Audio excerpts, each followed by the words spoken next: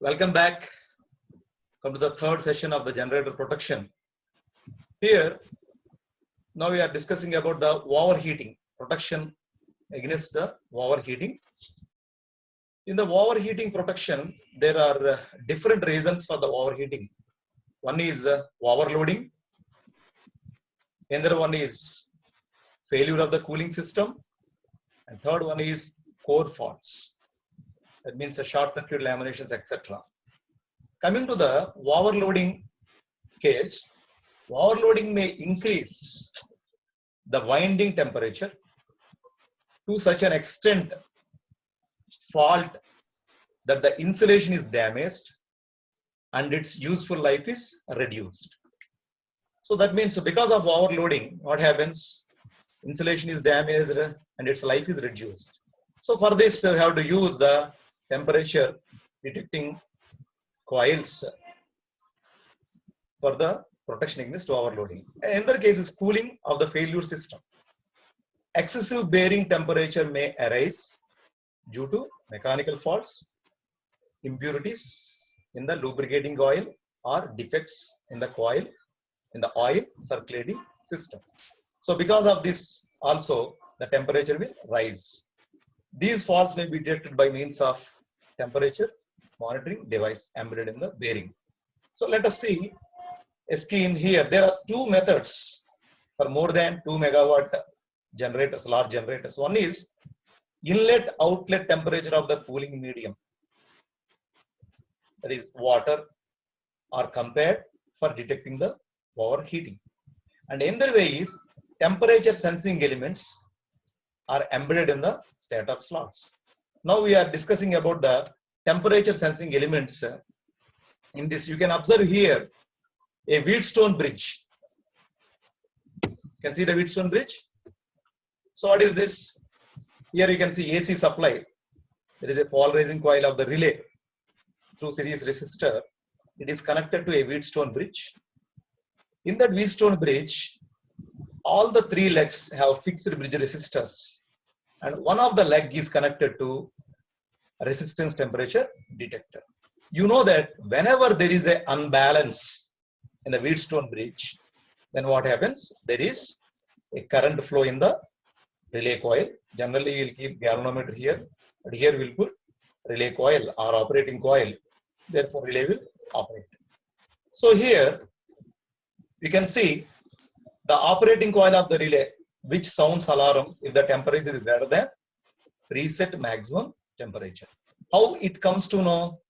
Whenever there is unbalance in the Wheatstone bridge, then the operating coil will be actuated.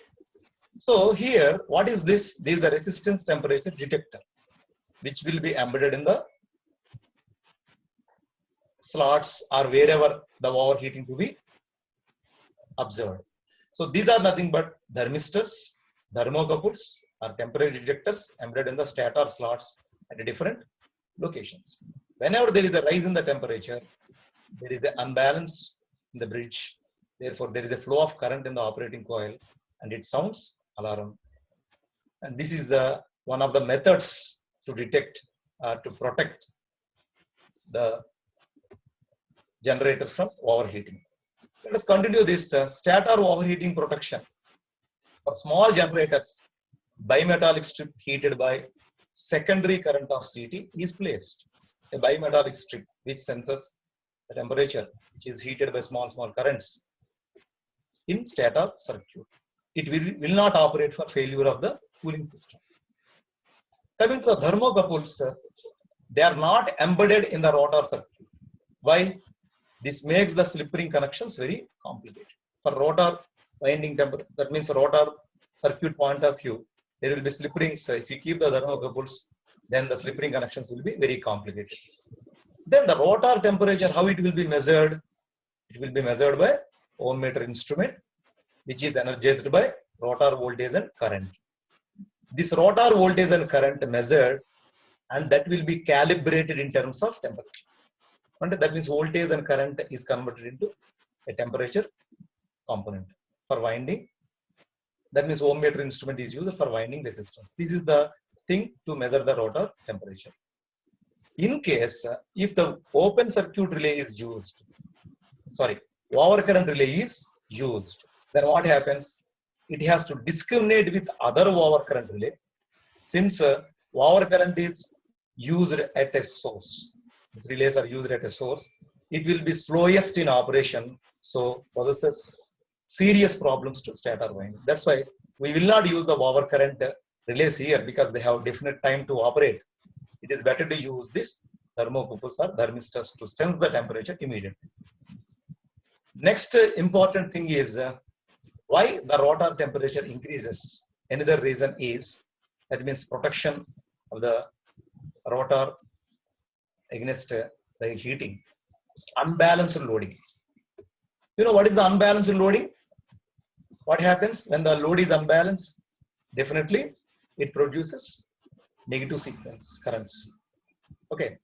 So if it is balanced, only positive sequence. If it is unbalanced, negative sequence, positive sequence, zero sequence currents will be produced. That negative sequence component will be taken as a parameter to design a protection scheme for this. So unbalanced loading means that there are different phase currents in the alternator. That means unbalanced means the phase currents are not same, they are different. Unbalanced loading arises from faults to earth. That means LG faults, faults between the phases, LL faults on the circuit external to the alternator. That means which is external to the alternator. The unbalanced currents, if allowed to persist, and that means this unbalanced loading, these currents, if they are allowed to persist for more time, it may either severely burn the mechanical fixings of the rotor core or damage the field winding. So that's why this unbalanced loading should not be allowed for more time. So by using negative sequence filter, the protection against unbalanced load is provided. Here you can see the circuit diagram where you have generator winding, circuit breaker, all the three CTs, their common point is connected here, and all three CTs, they are connected to negative sequence filter, which is connected to the relay coil.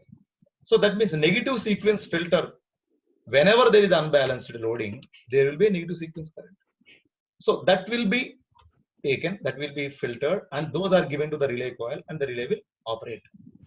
So the negative sequence component of the unbalanced stator currents cause double frequency current to be induced in the rotor iron. So negative sequence component means double the frequency of the stator currents will be produced. If this component becomes high severe, then overheating of the rotor may be caused. The unbalanced condition may arise due to various reasons. The one reason is when the fault occurs in the stator winding, an unbalanced external fault which is not cleared quickly. Stator winding means LG, LL, these type of faults. Unbalanced external fault due to loading, etc. Open circuiting of the phases, that means open circuit faults, because we have discussed the short circuit faults, LG, LL, these are short circuit. Other than this, there will be an open circuit of the phase may be there, or failure of the one of the contact of the circuit breakers. That means out of 3 circuit breakers, if any one breaker contact is open, that is also treated as one phase is open circuited. Because of all these reasons, what happens? Unbalanced currents will be there. That means all the 3 stator currents are not balanced. That leads to the rotor overheating. So the time for which the rotor can be allowed to withstand such a condition is related by expression I square T is equal to K. This is what is this? Inverse current characteristics. So here, where what is I2? Negative sequence component of the current. What is the time T for which it is allowed to? That means time for which the rotor can be allowed to withstand. And what is K? A constant depends upon the type of generating cycle. Here, this K can be taken as 7 for turbo generator, that means high-speed generators, and 60 for silent pore generator. Here, we will use the direct cooling. Here, for hydro generators, we will use which cooling? A separate cooling is required for slow-speed machines. So here, this constant is more. Here, the constant is less. Anyway, it works on the inverse current characteristics. So let us see finally. So here we can see this picture here, the negative sequence filter and the relay. You can observe.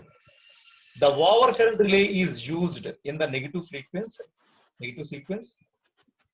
negative phase sequence protection has a long operating time with the facility of range setting to persist the characteristics of I square T of the machine. That means inverse current characteristics and long operating time will be there.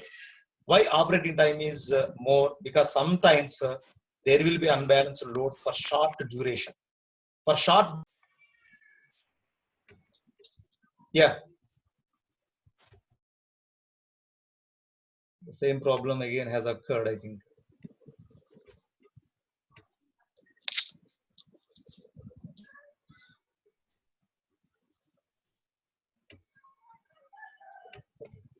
So sometimes these unbalanced loads for short duration will be there. In such case, they should not respond quickly. That's why they have long operating time, and the characteristics should match I square T.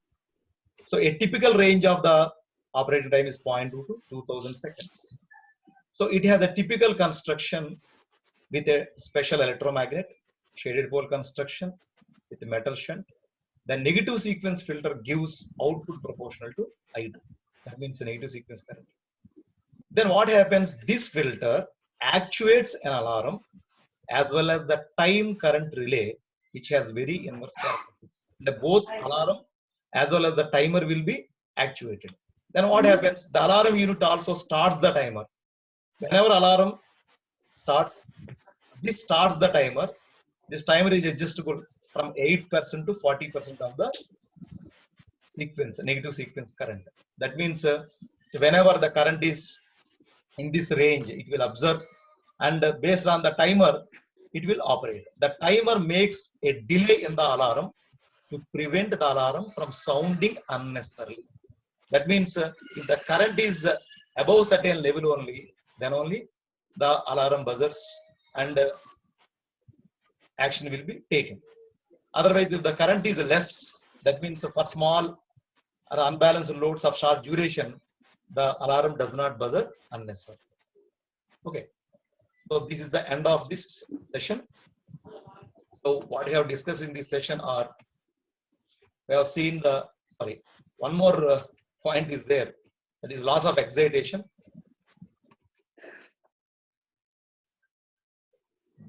We know.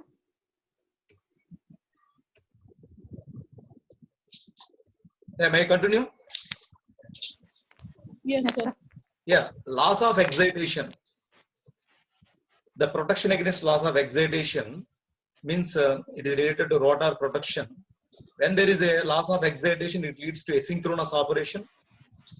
Asynchronous operation means there is a relative motion between stator and rotor fields. When there is a relative motion, that means there is a mismatch of the speeds between the stator and rotor fields.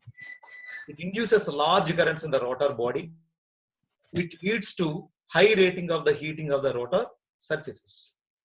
So if you see here, the chances of the field failure of the alternators are undoubtedly very rare. That means field failure chances are very less. Even if the failure occurs, there is no immediate damage. And that means no immediate damage will be caused by permitting the alternator to run without field for a short period. That means even though the field is lost, the alternator will run normally. It is sufficient to rely on the control room attendant to disconnect the faulty alternator manually from the system bus bars, and sufficient time can be taken to disconnect the alternator. No immediate action is required for loss of field excitation. So for this case, an offset Moore relay may be used for this abnormal running condition. You can observe here small circuit diagram, generator connected to transformer. There is a circuit breaker here. Here we will connect a Moore relay. Moore relay needs both current and voltage.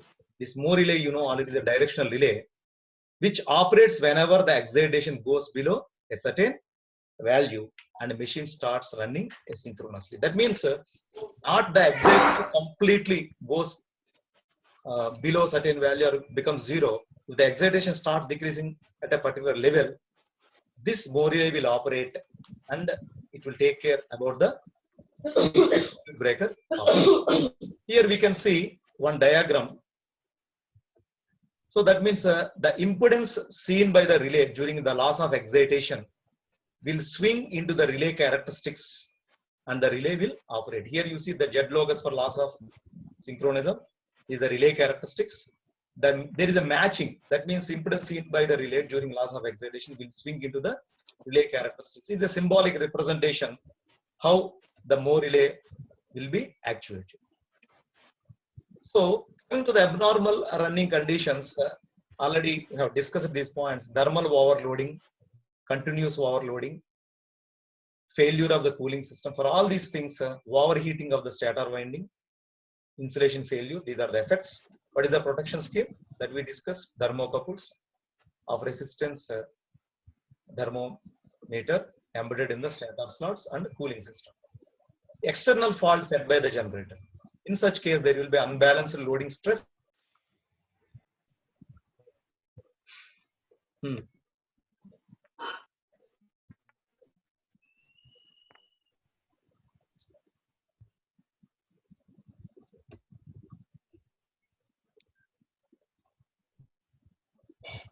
Okay. So external fault fed by generator, it leads to unbalanced loading stresses on the winding shaft. Negative phase sequence protection is used. Stator faults, phase to earth, interturn faults. For all these faults, stator faults, winding burnout, and welding of the core lamination, shutdown. These are the effects. For this, we have used bias differential protection, sensitive earth fault protection, interturn fault protection. Coming to the rotor earth faults, that is not there in our syllabus now, but single fault does not harm, but second fault causes the unbalanced magnetic forces, causing damage to shaft bearings. So rotor earth fault protection will be provided. There are many other protective schemes are there, but based on the content in the syllabus, we have completed this. So in the third unit, transformer protection, differential protection, and generator protection is completed. Thank you.